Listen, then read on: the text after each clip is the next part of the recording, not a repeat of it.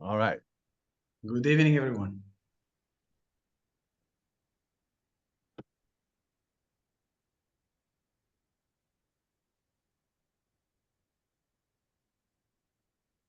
So I started sharing my screen. Good.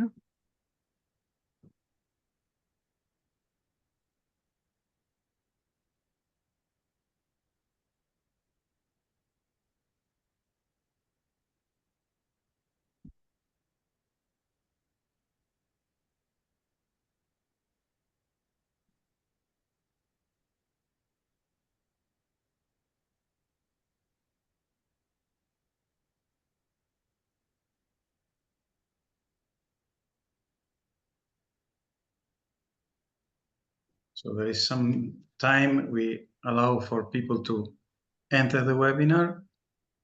Mm-hmm.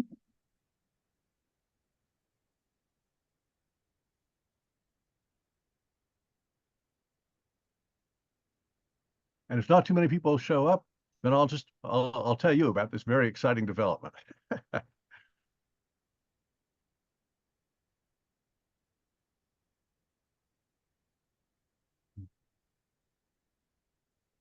No, it's just for the ones who are watching the video that there's a little time before we officially start, so they can move on the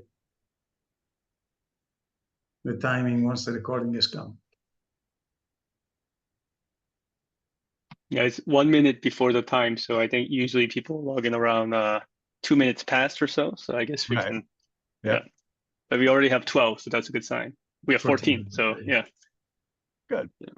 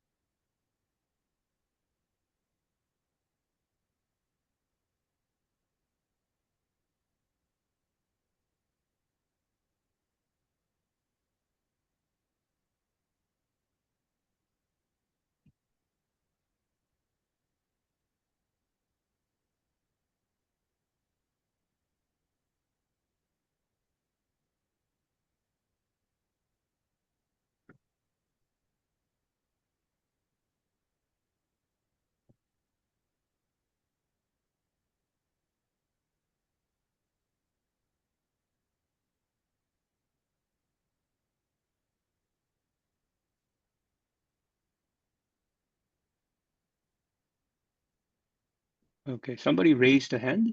Jimmy Kim. Okay. Please. I think they can speak, right? They're not allowed.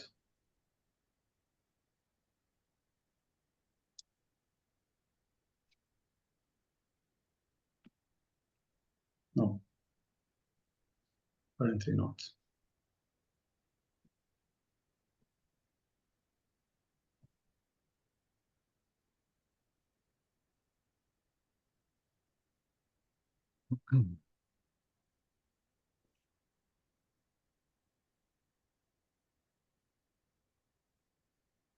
Okay.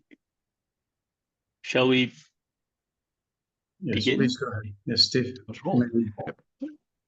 Okay, hello everyone. Welcome to the Decision Analysis Society webinar series. So our president, Yael, couldn't make it, so I'm kind of filling in for the intro. So I'm the Secretary Treasurer of the Decision Analysis Society.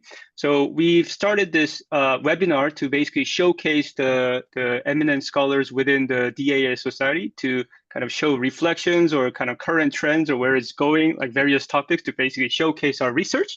So today we have some exciting speakers. So I leave to Emmanuel, past president, who will introduce the speaker. Good evening, everyone. I am Emanuele Borgonovo, past president of DAS, and I'm really happy. Thank you, Tony, for accepting our invitation of having here tonight Professor Tony Cox. I will briefly introduce the speaker and then leave the floor to him. As you can see, it's really an exciting topic towards more objective causal modeling for decision support. Professor Cox is nowadays Associate Professor of Business Analytics at the University of Colorado, Denver. And he was previously Honorary Full Professor of Mathematics and Clinical Professor in Biostatistics and Informatics. He is an editor-in-chief of risk analysis since, I think, more than 20 years. And among his achievements are he's a fellow of Informs and Edelman Laureate. He is also a member of the National Academy of Engineering, and he is a fellow of the Risk Analysis Society. He has both worked at the theory part of risk analysis and also of its applications. As you can see, he has authored more than 300 papers, and he has also several patents. So, and one of his interests is to apply AI and machine learning for decision and risk analysis, about which he has also written a book. So I'm really happy, and so let's go quickly and leave the floor for the webinar.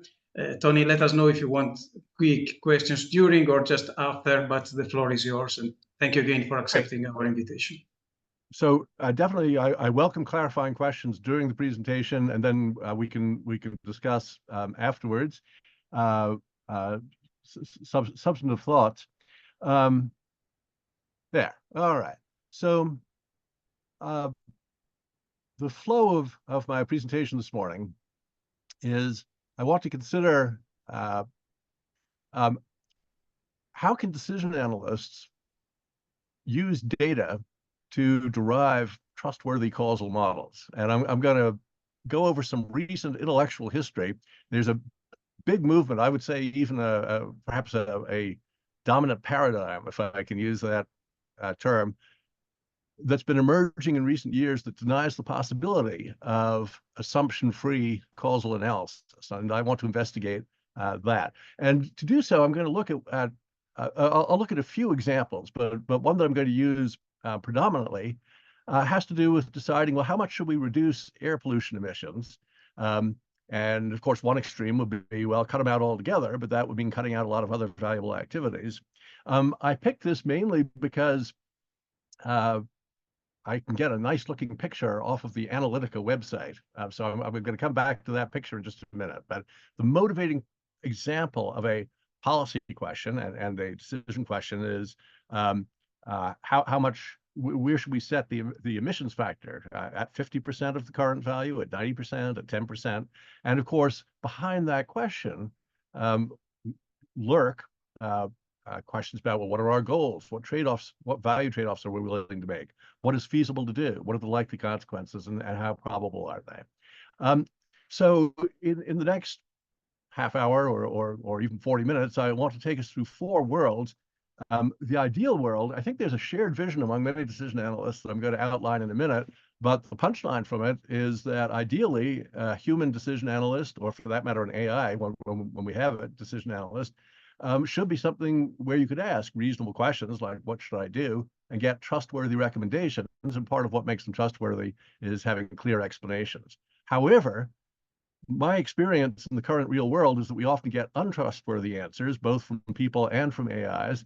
And I think the reason has to do with we need to think better and more clearly about causality and what it means and what it should mean. I will focus on a concept of interventional causality, which means if you push on X, then Y is going to move. If you reduce exposure, then mortality rates will come down. That's the kind of causation that is most relevant for deciding what to do if we know what we want.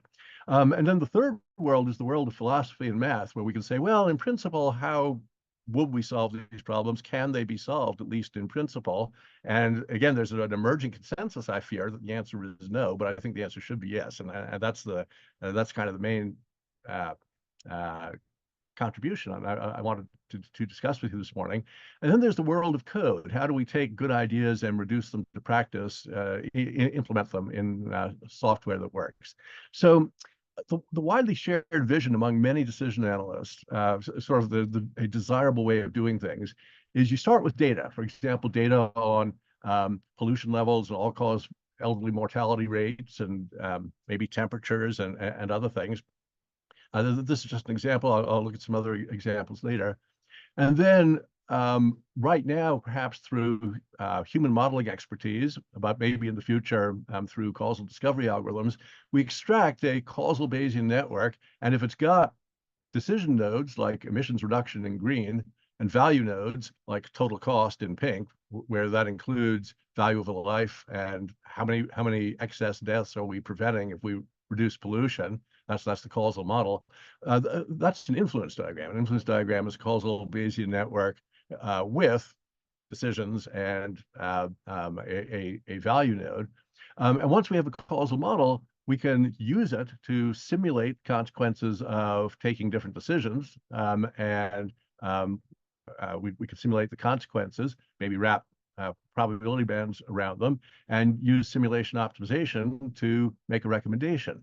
And I think this general way of doing things, of trying to represent our knowledge or assumptions or both explicitly through a DAG model, a directed acyclic graph, such as an influence diagram, and then using that understanding as a basis for recommendations and justifying the recommendations in terms of the analysis.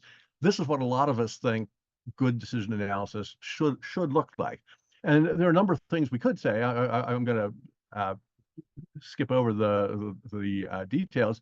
There's a lot of things we could say about this. One is that it provides for the possibility of a modular assembly of knowledge. There are some folks who have expertise in health, exposure response relationships, others who are experts in economics and so forth. And all that knowledge comes together to inform a decision recommendation.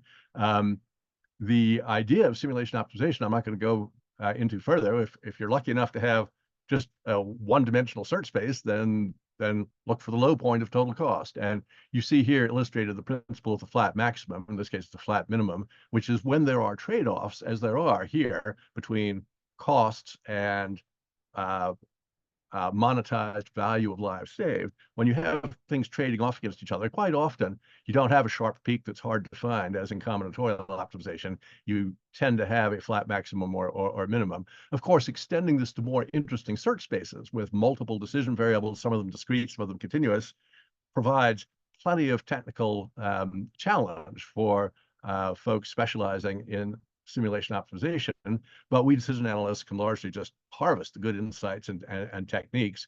And we can do more. If we're going to do Monte Carlo simulation anyway, we might as well collect uncertainty bands. And this technology has been around for a long time, as in 30, 40 years. In Analytica, this particular example runs in about 1 second. It identifies a robust optimum if, and here we get to so what I've done so far is just a sketch.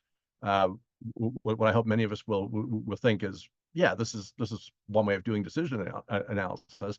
I've tried to give a quick sketch of sort of the ideal, but what I want to draw your attention to is that all this assumes that the influence diagram that we're using is worth using, that it's either correct or close enough to the truth to provide useful recommendations. So the challenges that I want to consider, and that I think any AI-based decision support system must consider, is how can we be sure that the causal model that we're using, the influence diagram, with its quantitative relationships and its qualitative implications, how can we use data to verify that in fact that model is approximately correct? How can we learn it from data?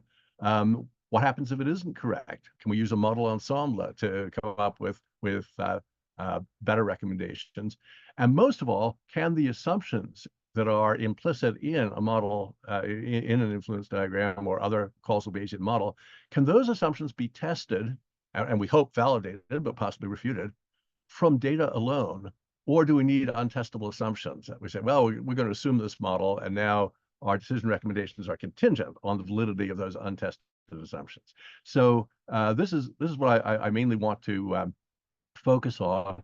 I'll note that large language models such as ChatGPT have opened up the door to not only using data analysis to test for conditional independence relationships and try to extract DAG models, directed acyclic graph models from data, but they also know that rain might cause mud, but mud doesn't cause rain. There are knowledge-based constraints that we can derive perhaps from large language models, that can enrich the modeling process. So let me leave the ideal world, which I've just sketched behind, and share with you some real world experience. So I asked a fairly general knowledge question the other day to ChatGPT, motivated by this example, for which I have a nice looking influence diagram from the analytic website. I asked, I'm interested in identifying demonstrably effective regulations for improving human health and longevity. And then I could have said, are there any? But I wanted to focus on air pollution. And I remembered reading something about Ireland. I've actually specialized in this area. So I asked, were there any air pollution regulations in Ireland that were found to definitely reduce mortality risks? So there's a question for an LLM with access to the web to, or past editions of the web to respond to. And respond to it did, and quite forcefully. It said, yes, targeting the reduction of fine particulate matter, it didn't say fine, but that's what PM2.5 is, from solid fuel burning, have been demonstrably effective in reducing mortality risks by about 1,000 lives per year. And these days, as opposed to a year ago, and much to the credit of OpenAI, these days, ChatGPT backs up its answers with links that you can click on. And when we click on this particular link, sure enough, it says, in bright red, air pollution mortality report states 1,000 lives could be saved. That's not too numerate. What they mean is 1,000 lives per year. And indeed, almost 1,000 lives a year could be saved. So the citation checks out. Now, if we lived in a world where everything that's written is true, then we would be done. And you can see these guys are holding a report with a blue cover that presumably says 1,000 lives a year could be saved. And we could look at that further. This is from March of last year, 2023. Behind this is a couple of decades of research, and I'm going to show you one of the most famous pieces of it.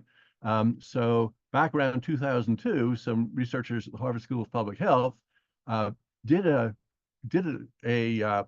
I'm tempted to say an experiment. There wasn't actually random assignment. It was a quasi-experiment.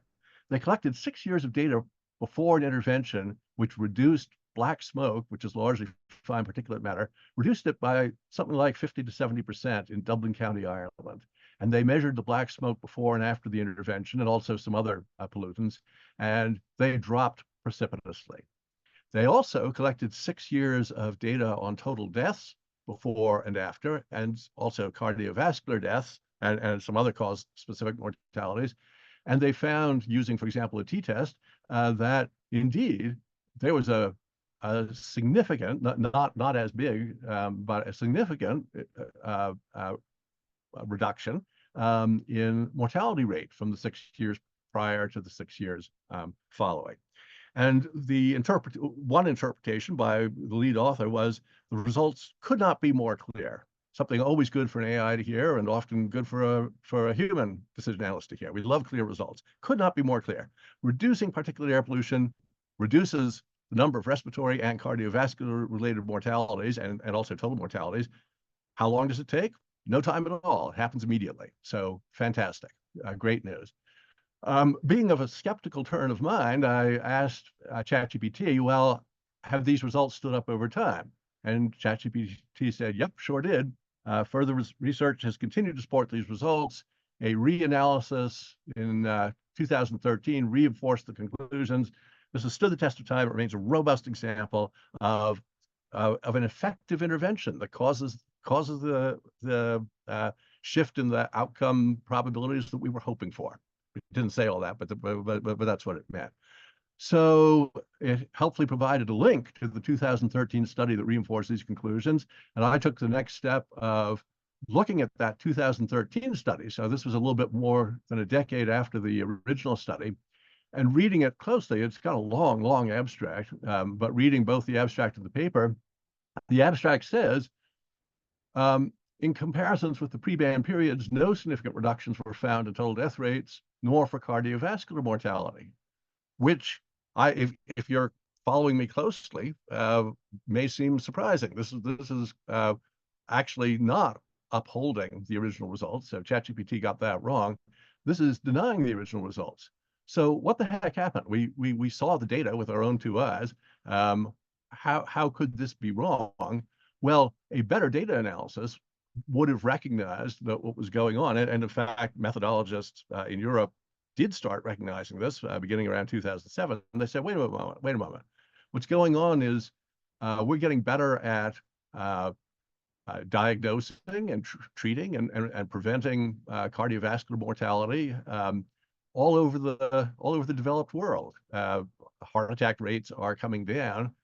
They started coming down before the intervention, which was a ban on burning smoky coal. They continued during the intervention. They continued following the intervention.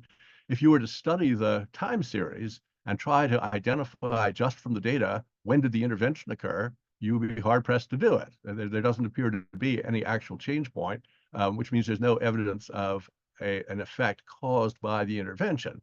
It is true that if you look at things before the intervention and after, well, both pollution and mortality rates are lower after than before. But if you drew a line anywhere in a declining series, that would be the case. There's nothing special about the intervention date. So that information was available in 2007, clearly identifying trends as the explanation. But ChatGPT, like some human analysts perhaps, had in mind at this point a particular narrative and did not cite this contrary study. Pushing on with human endeavors, we got some fairly fancy language starting around 2014 saying, well, estimates of exposure-response relationships alone can't really support current debates about the actual health effects. Well, if they really were causal exposure-response relationships, they should be able to support discussions of actual health effects. But reading through that long article, the key point is, hey, there are trends going on. And the conclusion was, it's harder than we thought to draw causal inferences from data. And of course, people who specialize in this area have lots of ways and have had them for decades, such as difference in differences designs, for analyzing such data using control groups as comparisons. Or people who don't specialize in it can do simple tests like saying, here are the decline curves for 6 randomly chosen cities. Can you tell which city had the intervention? The answer is no, you can't. So either using longitudinal data or using cross-sectional data, we can say there's no clear evidence of an effect. But, and this is the challenge that ChatGPT faces, and it's a challenge that a novice decision analyst would face who's trying to find out what's true and build a influence diagram that we can all use. Long after these methodological observations and long after the original authors had said, no, it turns out when we use a comparison group, there's no quicker decline in places that had the ban than in places that didn't. Nonetheless, the story about how many lives we're saving continued unabated, especially in regulatory circles. Outside regulatory circles, there were folks as recently as last year who were saying, okay, there was no effect of the ban on mortality. There may, however, be an important effects on morbidity. So I took this back to ChatGPT and said, how about it? I said, you referred to the 2013 study. The abstract says, I pasted in the entire abstract, and for the benefit of ChatGPT and of us looking at this slide, I also pulled out the key part, which is in comparisons with the pre-ban periods, no significant reductions were found. And then I tactfully and diplomatically asked ChatGPT, does this suggest a need to modify your statement that further research has continued to support these findings? So ChatGPT said, yeah, maybe we do need to moderate it. Things were not as significant as initially reported. It's interesting. It doesn't say, oops, I blew it. Turns out I was wrong. This it does not say, but it kind of starts weaseling around in the general direction that maybe the initial conclusions weren't right.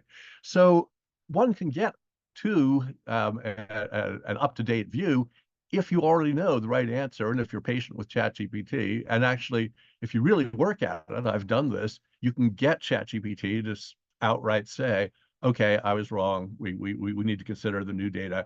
And yes, it's important to correct for trends and not just do pre-post comparisons. That's not a valid design. So you can get that explicit statement, but you have to be very patient and you have to have the courage of your convictions. And you, most of all, need to already know the right answer, which takes a lot of the value away from a decision analyst or from ChatGPT, who's trying to explore and find out what the truth is. So the problem here is that ChatGPT relied on proof by citation. If the citations were reliable, its conclusions would have been reliable, but citations aren't reliable. So what can we do instead? We can do what we just did. We can go back to the data and say, okay, let's take a fresh look at this. Let's carefully check the assumptions. The big assumption here is that in the absence of an intervention, if we hadn't cut fine particulate matter, that mortality rates would not have gone down. That was the big implicit assumption. Turns out not to be true. I'll note that the problem of slowly changing opinions, despite pretty strong evidence to the contrary, is not restricted to ChatGPT. As recently as last year, you saw those folks holding this blue report. Here is the blue report: air pollution and mortality on the island of Ireland. The key phrase for those of us who understand how the world works is, in July of 2021, we were successful in receiving funding. And what was that funding for? It was to socialize the concept that further regulation was going to create further health benefits. And of course, the authors, not surprisingly, delivered on that, going back to, well, the number of lives potentially saved per year in the future will be maybe around 1,000, say between 511 and 1,289, totally ignoring the fact that this has already been done. It was done back in 2002, actually before 2002. 20 years in, there's no evidence. There's no evidence of a health benefit, and certainly not of the size being projected here. Of course, we all know that absence of evidence is not the same thing as evidence of absence. There could be an effect that's too small to capture. But at this point, the bans have been rolled out across Ireland in all large cities and towns. And as the 2023 study said a few minutes ago, really no evidence of any impact of mortality. So if there is an effect, it's too small to have been detected. But governments act on beliefs. Clients of decision analysts act on beliefs. Those beliefs change only very slowly if they change at all. So in some sense, it's been known since 2013, when the original authors said, now we went back with additional funding from the Health Effects Institute. We went back and looked at our original study when we looked at comparison groups outside the ban area, and mortality rates were coming down. All-cause mortality rates and cardiovascular mortality rates were coming down equally quickly everywhere, basically, inside the ban area, outside. That's been known since 2013, but the news is not percolated into all circles. And so you can see why an AI that goes out to the web and says, what do we know now? What do we know in 2023? It's not surprising that this is what it thinks we know.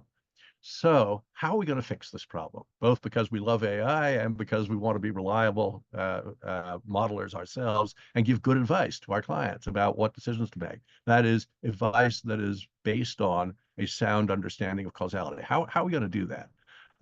So the main thing I want to propose, and perhaps kick around with you this morning, at one point, maybe 20 years ago, perhaps wouldn't have required stating, but I'm going to state it in bold, namely objective, data-driven, assumption-free causal analysis based on empirically testable, that is testable from the data, and independently verifiable causal models is possible. So right now, this is a statement of faith, but I want to, in the next few slides, show you why I think it's true.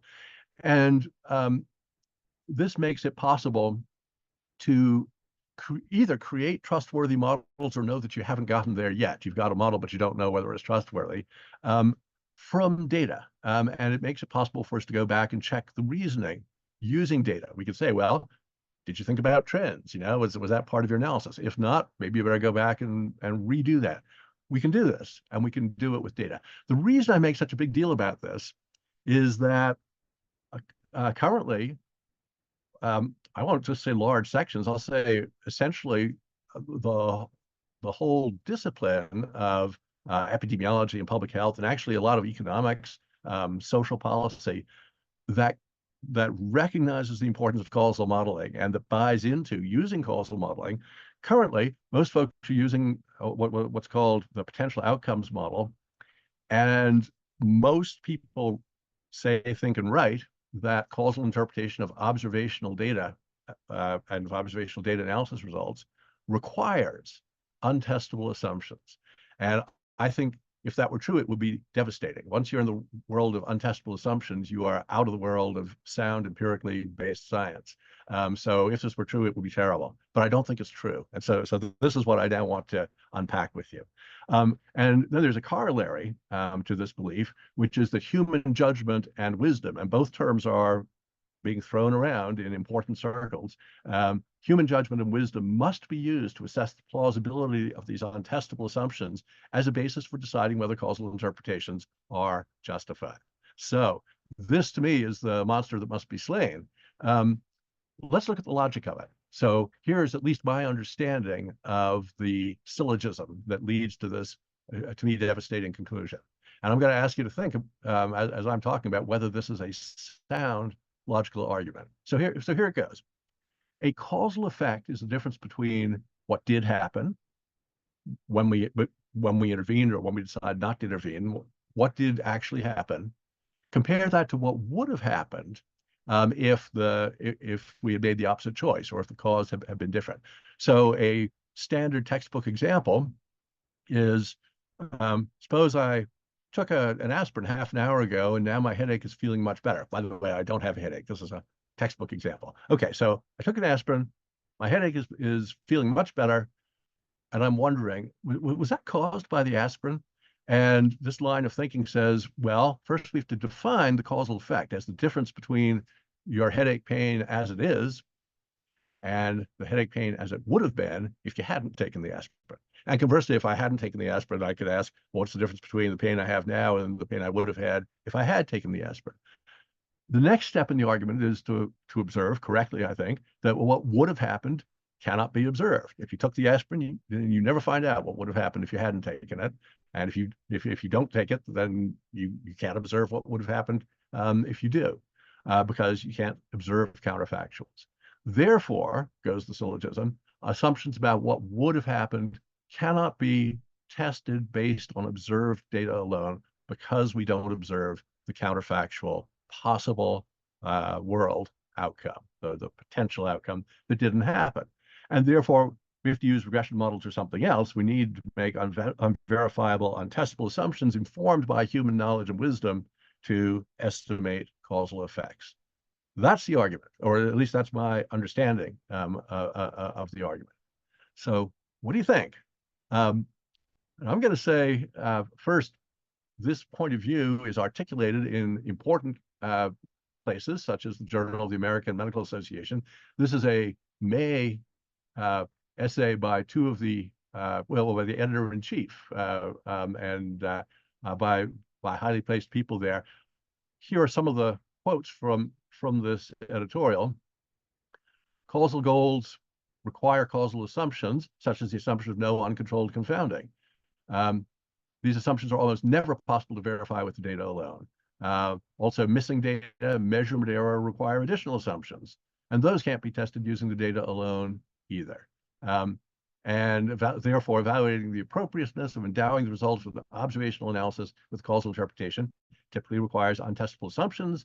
It involves subjective judgments informed by background knowledge and understanding of the research context. A problem with this point of view, one problem is first, a philosophical problem. I'll save this for just a moment. A philosophical problem with this, I think, is that the conceptual definition of causation in terms of differences in outcomes, what did happen versus what would have happened, I think is very problematic. For example, in the headache example, suppose I did take the aspirin, and now I'm feeling pretty good, and I'm wondering about the imponderable, what would have happened had I not taken the aspirin. A lot depends on why in this hypothetical world, why would I not have taken that aspirin? Is it because a reliable test told me that I wouldn't need it? I was just about to have that headache go away? Or is it because a reliable test told me that it's not going to do any good? This is a headache that is not going to go away. Aspirin's not going to help. Depending on the answer to that hypothetical question about a hypothetical situation, I would get different hypothetical would have beens. So I don't think the concept of what would have happened if you hadn't taken the aspirin is well defined. We could say that in measure theoretic terms, but let's not. You just don't have the information to know what would have happened. Another big problem is that background knowledge is frequently wrong, as many people, including Dan Kahneman, but as many people have pointed out. For example, the important background knowledge here, or actually the untestable assumption, is that in the absence of an intervention, things would have kept level. That's the untestable assumption. Why is it untestable? Because you did make an intervention and you saw that things went down. So therefore, you can never see what would have happened if you hadn't made the intervention. So the assumption of stationarity is what leads to the conclusion announced to the press that these results couldn't be more clear. But is this really an untestable assumption? Common sense would say, no, we can easily test it. We can test it with longitudinal data by seeing that there was no intervention before the intervention, and yet mortality rates went down anyway. So therefore, it's not a true assumption. Or we could test it using cross-sectional data by saying, well, by doing this, we'll do it in 2 steps. We could say, if there's a causal law here, if we're not just talking about one single instance, but we're talking about a general causal truth, which is what we care about, then we can generalize the assumption from death rates in Dublin would have remained fixed to death rates in Irish cities like Dublin remain fixed in the absence of an intervention. That would be the hypothesis. That's definitely a testable hypothesis. We can test it by looking to see, did they remain constant? So now, a methodologist would say, yes, but you need to make sure that your cities in this example are exchangeable, that they have the same statistical properties. You can't just go around comparing apples and oranges. And that's a valid objection. And yet, as I say, common sense suggests that both longitudinal and cross-sectional data do tell us something about the validity of this assumption. So the question is, how do we capture this concept and make it rigorous? A starting point is to recognize that the potential outcomes framework addresses what philosophers call specific causation, namely, did my headache get better because of this aspirin on this occasion?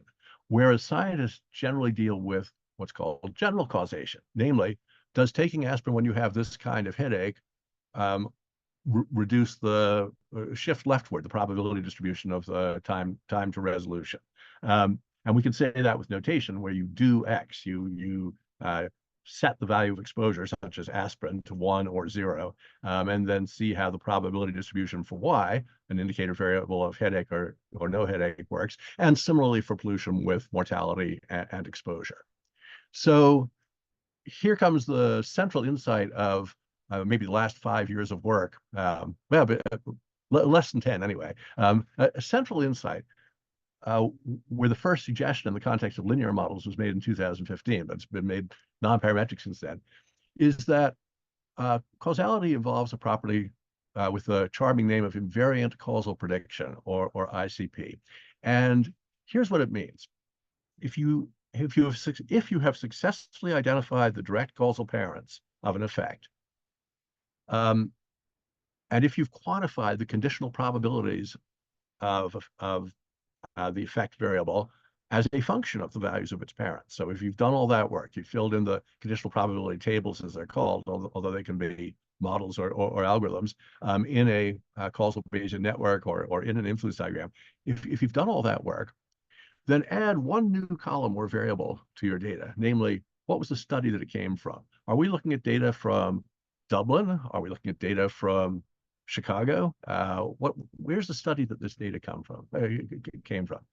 And see if your quantified relationships, the conditional probability of a certain outcome, such as mortality, given a level of exposure and given covariates, age and income and demographics, and given study ID, see whether that thing is conditionally independent of study ID. If so, and if you have a bunch of studies and if they're sufficiently diverse, so there's some precise technical thinking that needs to be done around what all that means. But basically, if your conditional probability table doesn't depend on the study, on the interventions and on the location and on anything other than these parents, X and Z, the exposure and the covariates, then we have satisfied the property of ICP, of invariant causal prediction. And then, conditioned on that, individuals who have the same values for the parents have the same conditional probability distribution for the effect. And that's what we need, that conditional exchangeability, in order to do causal inference from data. So tests of ICP and tests of the validity of causal Bayesian networks, including influence diagrams, compare predicted values. What is my conditional probability table, or what is the whole collection of, what is the whole network imply for the conditional distribution of this variable that I can measure? Well, we compare those implications, those predictions, to the observed values. We're never in the position of having to compare observed to counterfactual values that take place in some other world. Now, none of this gets us off the hook about the usual problems of working with data, such as limited power of conditional independence tests, perhaps there's not a uniquely identifiable causal Bayesian network structure, given the data we've collected so far. Also, DAG models have limited expressive power. They're not very good at handling feedback, so we need fancier models such as partial ancestral graphs. And our quantitative estimates of the conditional probability tables, these models for the conditional probability of a variable given the values of the variables that point into it, has limited accuracy. All of those things are still true. But what's also true is that the concept that there's no way, even in principle, to confront our key assumptions with data, that is not true. So there's been a lot of ingenious work, which I'm not going to review in the interest of time, on trying to extract the structure of DAG models, I'll just say influence diagrams, extract that structure from data. This technology, as many of you know, goes back some 40 years. It is pretty well developed. And I'm going to just gloss over this and say, well, this is all built into products like Bayesian Lab or Netica, whatever your favorite influence diagram or Bayesian network software is that does causal discovery, BN-Learn in R. So speaking of BN-Learn, here's another example, not about air pollution, but about, well, it's about many things, but it's ultimately about annual insurance charges. This is from a Kaggle competition. And if I apply the things I've just skipped over, if I apply causal discovery algorithms to the columns of data that for each individual list age and BMI and region and sex, so whether they're a smoker, how many children they have, and annual insurance charges, if I apply these causal discovery techniques to that spreadsheet of columns of data, here's the DAG model that results. Couldn't quite resolve the correct direction for the relationship between sex and smoker. You and I know almost certainly the arrow would go from sex to smoker, not from smoker to sex, even in this enlightened age. But the statistical algorithms alone, based largely on conditional independence testing, can't quite identify that. The rest of this looks pretty plausible, I'm going to say. Sometimes, unfortunately, state-of-the-art causal discovery algorithms can't resolve the correct direction of arrows or get them wrong. In those cases, we can take a step back and think, well, we're simply factoring a joint distribution, and a Bayesian network is only a way of representing a joint distribution, exploiting the sparseness of dependencies among variables. That's basically giving up on a causal interpretation. But what we want is an interventional causal interpretation that says, and therefore, if you stop smoking, the probability distribution for charges is going to change. What I want to point out is that in a causal Bayesian network model like this, all of the assumptions are testable from data. What are the assumptions? Qualitative assumptions, namely, what are the parents of each variable? What depends directly on what? Quantitative assumptions, not shown, you'd have to double click on a node to see the conditional probability table there, but it quantifies conditional probability given the values of the parents. And the new member of this family is ICP. Check that you get the same network structure from a wide diversity of different data sets, and that, well, and nothing. The structure doesn't depend on the data set. These are all inherently testable, meaning they're all testable from values of the variables. There's no need for potential outcomes reasoning or possible world reasoning. There may be a problem that some of the variables you wish you had just don't show up in the data set. That severe inconvenience is handled conceptually in causal Bayesian networks by marginalizing out the unobserved variables. That is, you do your probability calculations and say, well, I can't see it. I can't see it, but I can draw inferences about its probable value. So if, for example, we didn't know, if we hadn't collected data on region, we could still update our beliefs about region given things that we observe, such as charges and age. So we can marginalize out the unobserved variables. So we can perform both internal validity tests.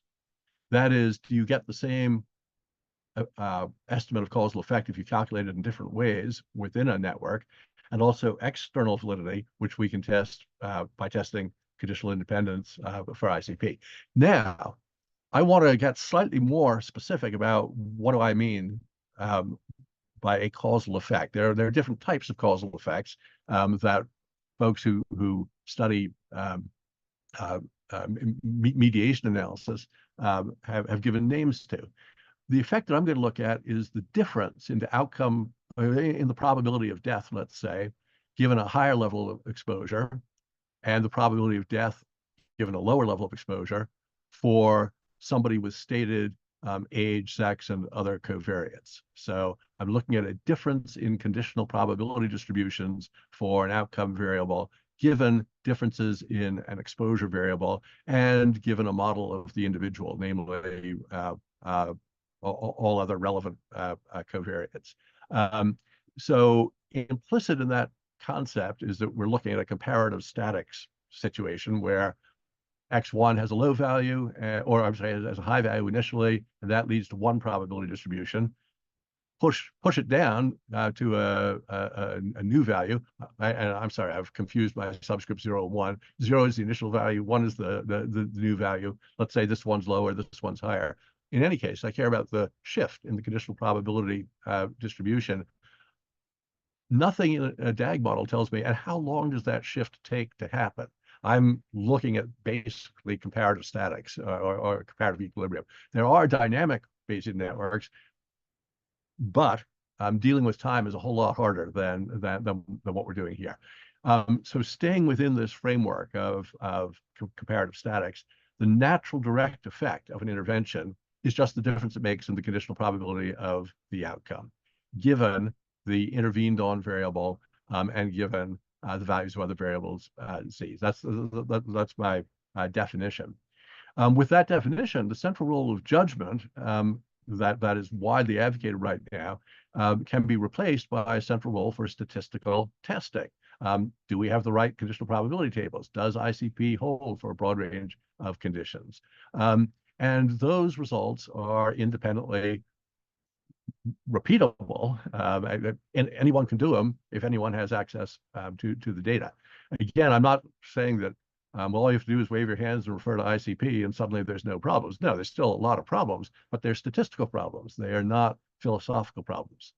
So how do we take this philosophy of causal analysis from observational data using only objective in the sense of empirically testable and independently replicatable, unlike judgment? How do we take that whole concept and make it real? So happily, the conceptual heavy lifting has already been done. It's been done in machine learning. So the inputs to the method I'm going to show you now are data on the observed values of variables, and then some machine learning method that we use to predict the dependent variable from the independent variables. I mean, that could be regression, it could be random forest, you name it.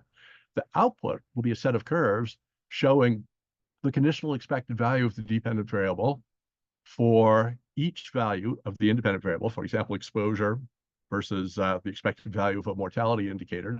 So that is probability of mortality if this is a 0-1 variable. And it's one curve for each individual. So if some individuals have different combinations of covariates, we'll have different curves for them. We don't need to have a population average causal exposure response relationship. This concept is what's called an ICE plot, individual conditional expectation plot. It comes from de-averaging partial dependence plots, which have been around for somewhat longer. So here's an example, and there's good R packages for doing the computations. The concept of the computation is very simple. each curve here is an individual. And if we look at this lowest individual, look at how many steps per day they take, I could put a big black dot on it saying, well, today this person is taking about 4,500 steps per day. But the curve shows you what is predicted to happen using the machine learning model applied to this person's covariates with only the value of steps being changed, everything else being held fixed. It shows you all these counterfactuals about, well, what would your annual charges be? What would your predicted annual charges be if the number of steps were different? And that is something that a machine learning model such as random forest that's been fit to a bunch of data can easily answer. It can answer it for each individual. We just drop each individual's data vector through the prediction method, coming out with a prediction and show how it changes as steps changes. In this case, one particular covariate, namely, are you a smoker, is overwhelmingly important. It turns out if you're not, which is these pink curves, then you got a pretty steep set of curves, meaning these smokers benefit a lot, or at least their insurance company does, from more steps per day. The non-smokers, I'm sorry, did I get this turned around? Yes, I did. My apologies. I have these labels flipped. I said red equals smokers and pink equals non-smokers. It's backwards. The smokers are the ones in pink, and they have steeply declining curves. The non-smokers, not so much. We don't get as much benefit. By the way, I've centered all of these ice plots so that they start at nominal values of 0, and we're looking at the change in charges. Of course, the charges for the smokers are much higher than the charges for non-smokers, but the centering helps us see the change in output from a change in input. It also lets us see the extent of uncertainty. If we know that somebody's a smoker but not much else, then we know that they're somewhere in this red band. And again, I just said smoker, I should have said non-smoker. And if we know that they are smokers and not much else, then we know that they're in this pink band. Ice plots can also be calculated if parents are measured, even if you don't know what the correct structure of the causal graph is. Why is this? Because the definition of an ice plot and a natural direct effect is we hold all the other measured variables fixed as we vary, in this case, steps, the input variable. So it doesn't really matter if we got our causal graph wrong, as long as we're measuring things. We're going to hold them fixed anyway and just vary this one thing. Also, if there might be hidden confounders, that is, latent confounders that are not measured, but that affect and are correlated with both the input steps and the output charges. If that were the case, then these predicted reductions in charges as steps increase could be considered an upper bound. Maybe the real reduction would be even less than what's shown.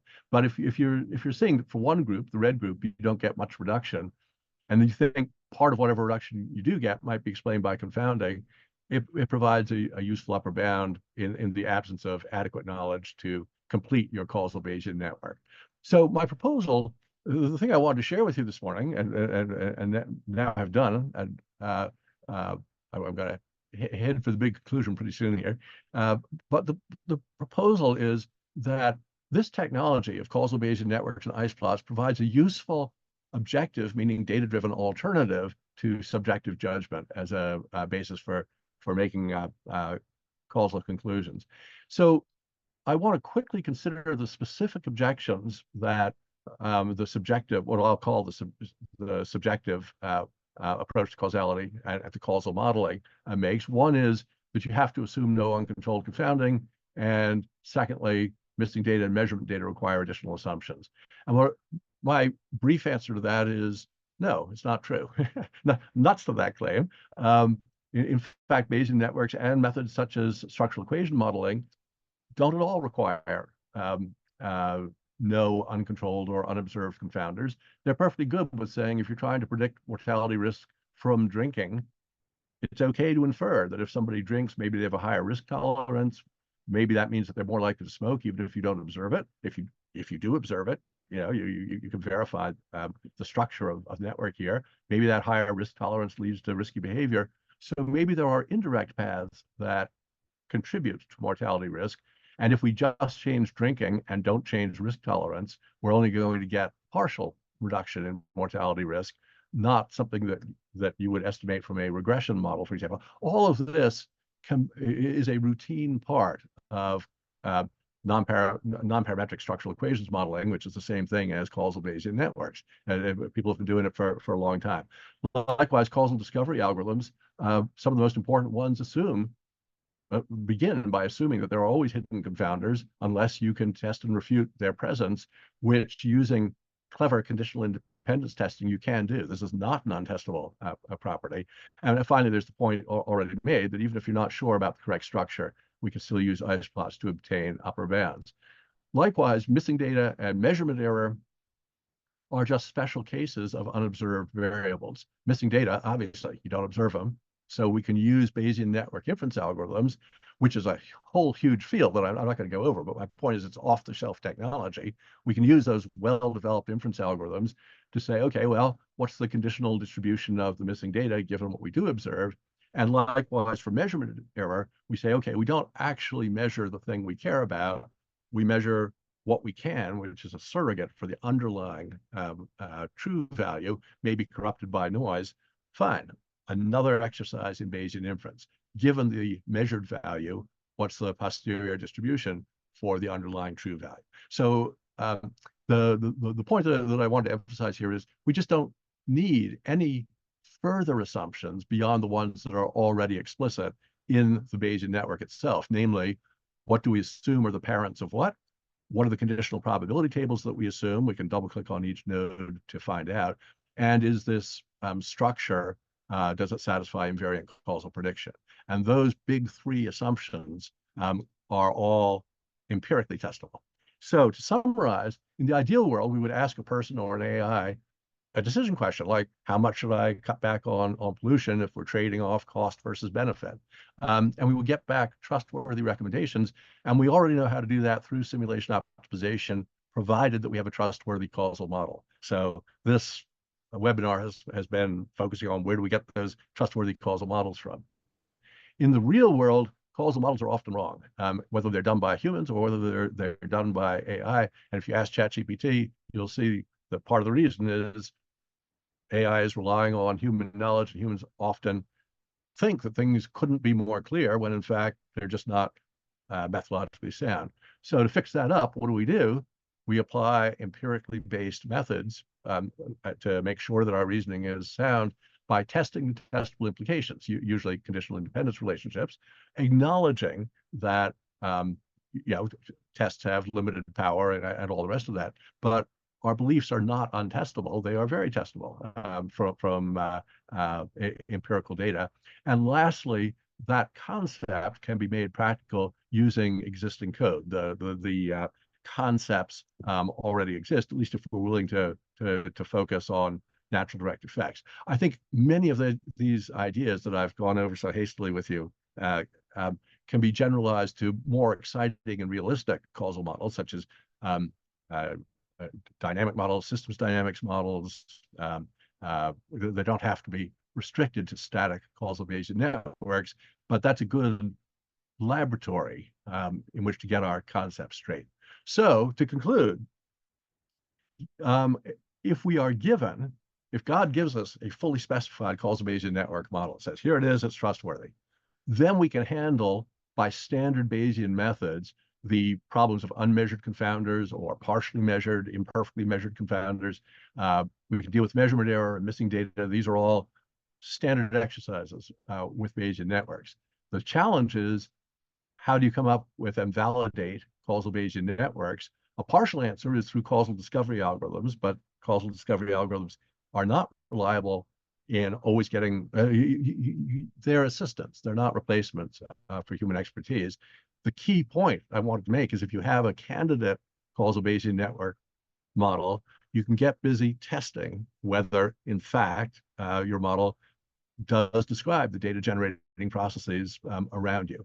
And to me, this is the essence of sound science. It's taking a model that might be wrong and testing it against data and using the results to then refine the model. And the main positive contribution that I wanted to make is just to say, this is possible. There's a big philosophy and conviction and lots of important people writing important documents saying it's not possible, but it is, or at least I don't see any reason why it isn't. I see a lot of reasons why it is. That's what I wanted to share with you. So thanks very much for your attention, and I would be thrilled to take questions. I'll leave up these conclusions as a basis for possible discussion. Thank you very much, Tony, for this masterly presentation on causality. Steve is also here with me, and I think I can share an applause, which is okay, digital, but it's true. Thanks. Thank you very much. And we will open up for questions now. Steve, do you know if the participants can also talk, or they can just write? Yeah, I think they can talk. So I think I can press the button that says allow to talk. So let me do that. First, Mike, raise a hand. So we have 3 questions in the chat. Yeah. Also by Brian, Östen, and Mike. I don't know if they also want to speak and ask their questions verbally. So let me see. Yeah, Mike is there. So yes, let's have Mike. Okay.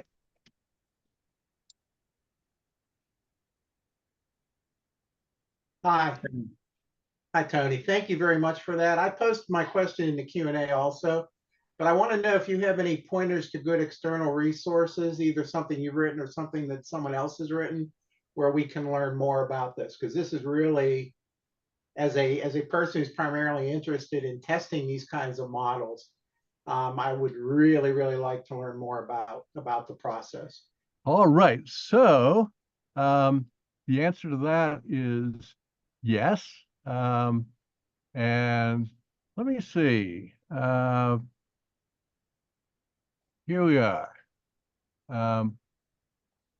Oh, I'm sorry. I meant to be sharing my screen, and I see that I failed to do that. Let me put that back on. There we are. So here I have a paper that, as you can see, is close to coming out, entitled Objective Causal Predictions from Observational Data. It's coming out in Critical Reviews in Toxicology, which takes long papers. And I'm going to say it should be out, it should be publicly available, and it will be open access probably in 2 weeks. So I'm showing you the exact state of the progress right now.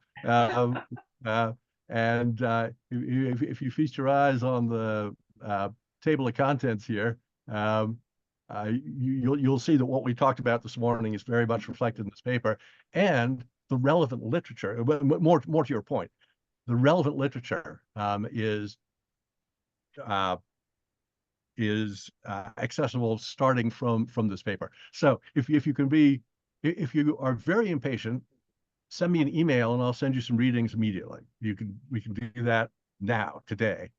And if you're 2 weeks patient, then just search for this forthcoming paper, Objective Causal Predictions from Observational Data, and everything I've talked about and a great deal more, and most importantly, relevant references. So where can you find out about interventional causal prediction? Peters et al., MIT Press, 2017. That book, that's where you can go to find out more. All of that's in this paper. All right, thank you. I'll be looking forward to it with great interest. Great. I think we have time for maybe answering one more question, if it's okay. Ozden, let me see. Can you talk? Yeah, I can, if Okay. you can hear me. Yeah. Hear you loud and clear. Thank you very much for the talk. Very interesting. I have actually used causal machine learning methods like causal forests for both epidemiological problems, as well as problems as diverse as the effect of risky substitutions in football matches, etc. So really diverse. Cool. Of course, the downside is the interpretability or lack thereof. And you need to make additional steps to make it interpretable and therefore trustable.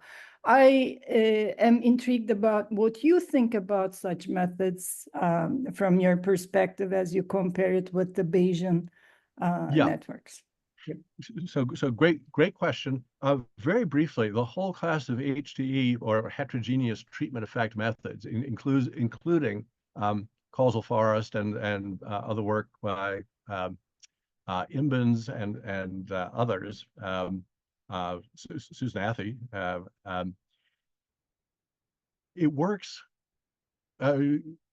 well at explaining heterogeneity in effects, as long as it is subject to hidden confounders. So the Bayesian networks provide this whole technology for marginalizing out unobserved variables. Causal forest and related techniques are most useful for understanding who responds differently to the same treatment. It helps to answer the question of why in terms of observable variables, but it's less complete. You can't do the marginalizing out trick the way you can with the Bayesian network. So I see it as a useful and complementary method, but less, what shall I say, less comprehensive, excuse me, methodologically speaking, in that the specter of unobserved or uncontrolled or only partially controlled confounding, which is, I think, very satisfactorily dealt with in the Causal Bayesian network framework, is not so well dealt with in the causal trees, causal forests, and related methods. So that being said, I really like the fact that you are getting at why do different people respond in different ways. Great. But it's not as complete as the Bayesian network, Causal Bayesian network framework, in my view. Okay, thank you. Thank you. It was a great question, and for everyone on this call, which I know we have to wrap up, I will be very happy to get email from you and to discuss key points further. Definitely, we are way better off now than we were 5 years ago in terms of practical technologies for getting at causation, even interventional causation from observational data. This is really exciting for those of us interested in risk management decisions that are empirically grounded. And causal forest and other techniques are very much a part of this explosion of useful methods. Again, 10 years ago, or at least I'll say in 2010, none of these ideas had yet been invented. So we're kind of living in a golden age of causal analysis right now. And maybe I'll wrap up. That's a claim that's hard to beat, so I'll stop there. Thank you. Would you be willing to share the slides that you presented, and we can post it on the web? Okay, so we'll do that, because I thought this was very super interesting. I think the community will benefit by having your slides and having a more in-depth look. Yeah. So wonderful. And we can post the paper too when it comes out. Yeah, we'll do that. Great. We'll also post the recording on our website. Yeah. Super. Thank you. Thank you again very much. Let's applaud. Thanks all. Thank you. Thank you very much, Tony. You bet. It was fun.